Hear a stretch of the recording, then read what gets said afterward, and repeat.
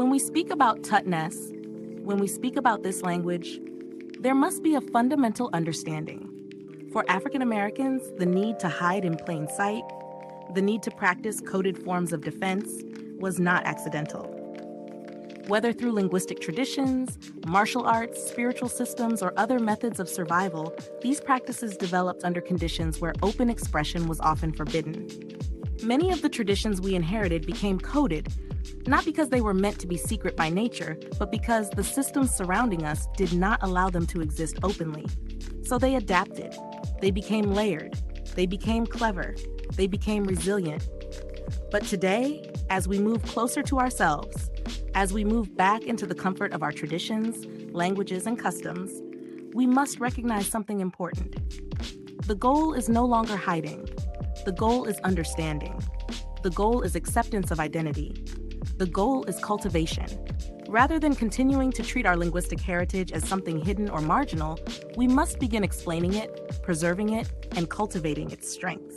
We must highlight the positive traditions and the creative genius embedded within them, rather than allowing negative tropes to define them.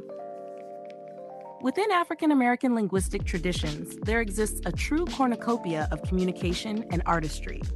Communication that extends beyond the spoken word, into rhythm, drum language, tonal expression, storytelling, cadence, and the many other forms of expression that have long existed within our culture. These systems were not accidents. They were innovations.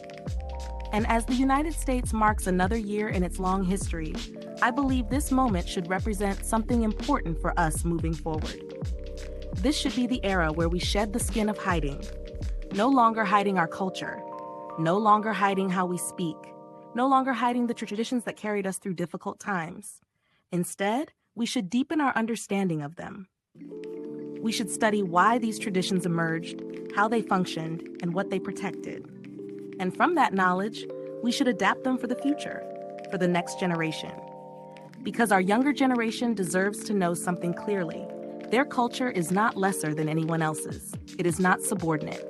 It stands alongside other cultures with its own depth, intelligence, and creative genius, just as all cultures do.